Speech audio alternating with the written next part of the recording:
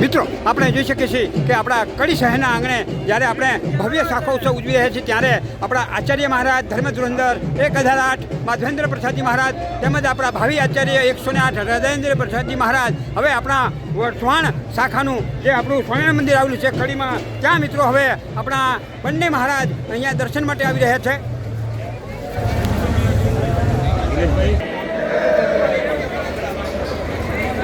મિત્રો આપણા મહારાજશ્રી હવે આ મંદિરની અંદર આવી રહ્યા છે, ત્યાં તેઓ આરતી કરશે.